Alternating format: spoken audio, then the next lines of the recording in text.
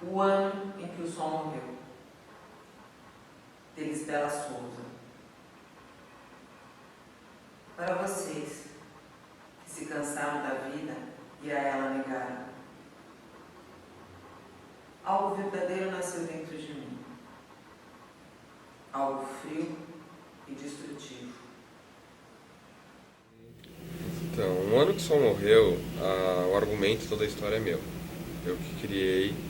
Eu tinha acabado de fazer um curta-metragem chamado Poesia São Paulo, com o meu amigo Leonardo, e eu já estava pensando muito em fazer um filme que fosse uma narrativa audiovisual, que fosse aquela coisa que tivesse uma história, mas que não perdesse a essência que tinha do poesia, de ser um filme visual. Então, essa vontade, esse ímpeto de querer fazer uma história que fosse uma alegoria a temas que eu queria tratar, já estava sendo maturado há muito tempo. Quando eu estava ouvindo uma banda que eu gosto muito, de um cara chamado Errol Dane, que é um musicista, só que ele é formado em filosofia e tal, eu já tive até pesquisa sobre ele em filosofia. Eu estava ouvindo um álbum chamado O Ano em que o Sol Morreu. Era recente, era de 2014 na época, e me fez parar para pensar o que seria, porque no álbum, a história do álbum é que o Sol realmente morria, era uma história totalmente alegórica, onde a metáfora da violência humana e dos problemas de ressentimento e moralidade levariam à destruição do mundo, que em vez de das pessoas se ajudarem, eles estariam se matando enquanto o Sol está morrendo. Aí eu pensei, em vez de falar sobre a morte literal do Sol, seria interessante se essa morte do Sol representasse alguma coisa no aspecto pessoal de uma pessoa. E foi aí que surgiu a ideia de fazer O Ano que o Sol Morreu. Não tratar uma morte ou um fim do mundo literal como estava no álbum, mas sim o que seria o fim do mundo para uma pessoa.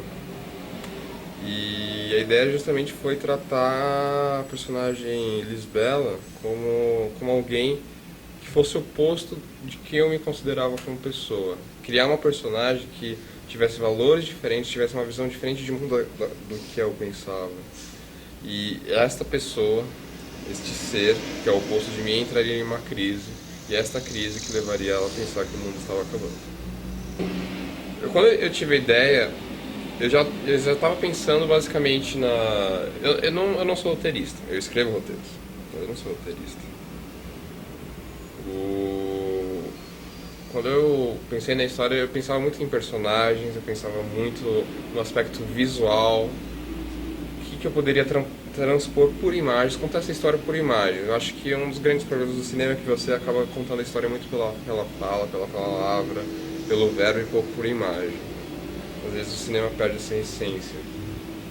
Mas quando você precisa fazer todo o arco narrativo, storyline, plotline, aquela coisa, personagem A, B entra na situação X e da situação X vai pra Y e tal coisa acontece, enfim, nisso eu preferi não fazer sozinho, eu queria trazer uma visão de uma outra pessoa.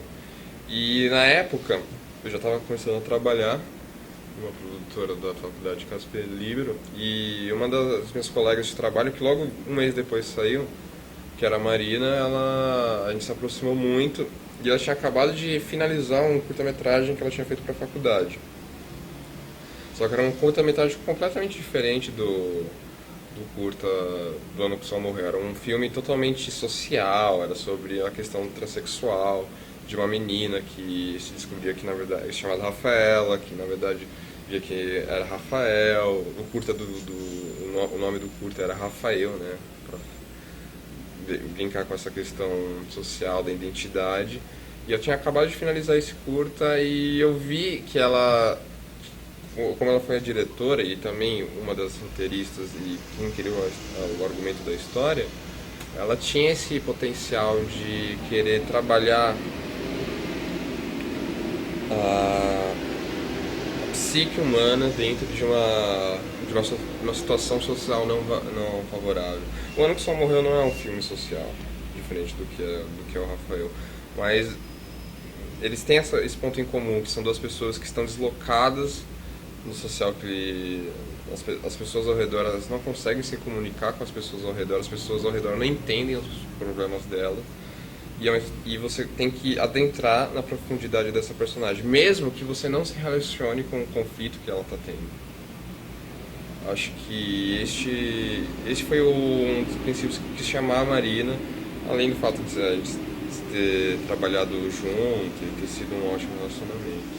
E querendo ou não, eu quis manter o título não só por ser um belo de um título, acho um título maravilhoso, mas também porque eu sou um grande fã do trabalho do Errol Dane. O filme é dedicado a ele. E eu acho que você tem que ter um respeito na hora de você querer admitir a sua própria referência. Para ele, A Morte do Sol é uma outra coisa do que é do meu filme, só que nós dois trabalhamos com essa mesma simbologia, nós dois trabalhamos com a questão do sol. O que ele representa nessa cultura pós-moderna? O que ele representa em 2015, 2016? Acho que este é o ponto. Eu queria manter o título justamente para mostrar, para manter essa homenagem. Foi através dele, ele me levou a inspiração para fazer o filme, apesar do filme não ter absolutamente nada a ver com a história que ele criou para o álbum, mas tem a sua importância e o título é maravilhoso.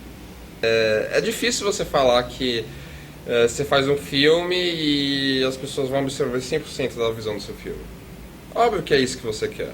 Você constrói toda uma linguagem, você se apropria da linguagem audiovisual, que vai desde a luz, da cor, da atuação, dos planos que você escolheu, para mostrar uma visão de mundo que é sua.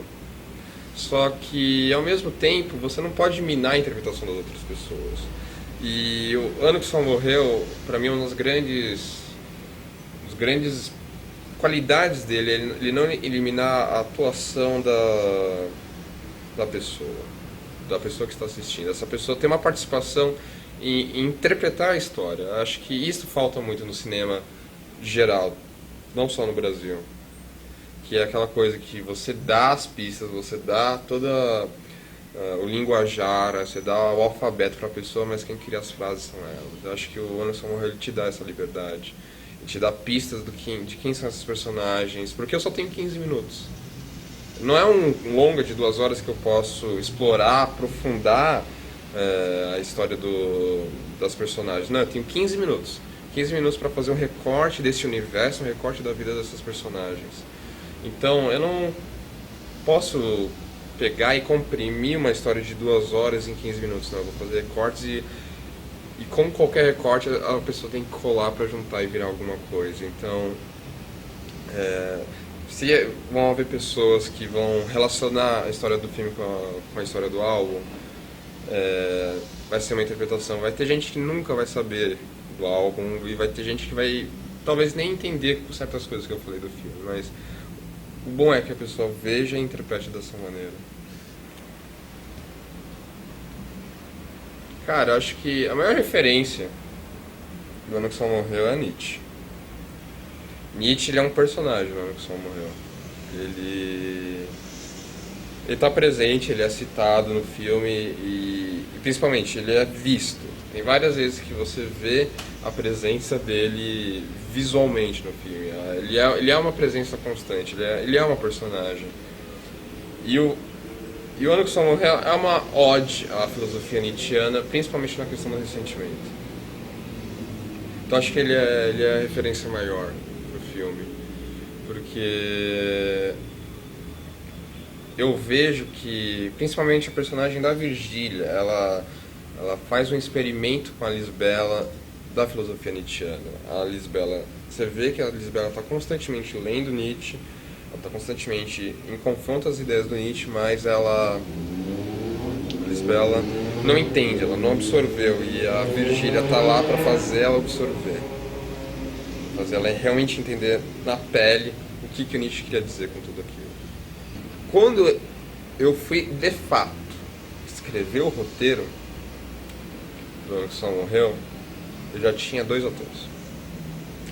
Eu já tinha escrita, a história já tinha sido criada antes, mas a narrativa como tal, como foi escrita no roteiro, eu já tinha escolhido o Alan e a Julia.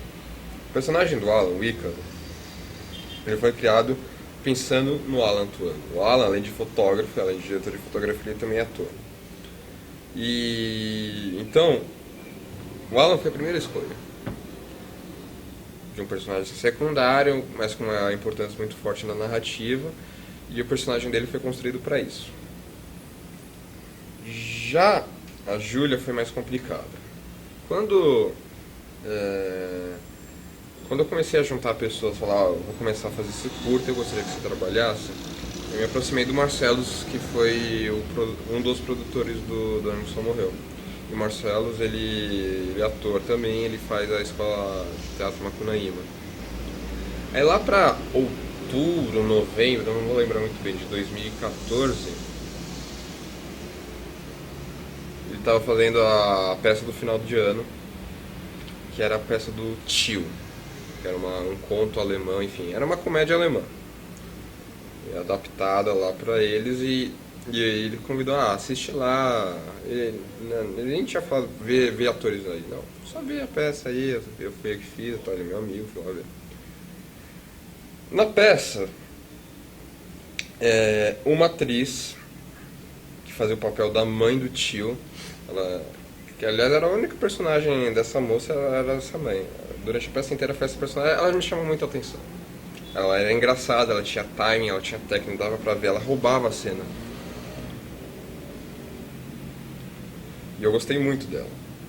Quando acabou, e eu fui conversar com o Marcelo depois da peça do teatro, eu falei, cara, eu gostei muito da atriz que fez a mãe. Aí ele falou, então, essa era a pessoa que eu queria que você conhecesse. Essa pessoa, eu acho que é a atriz perfeita pro seu filme.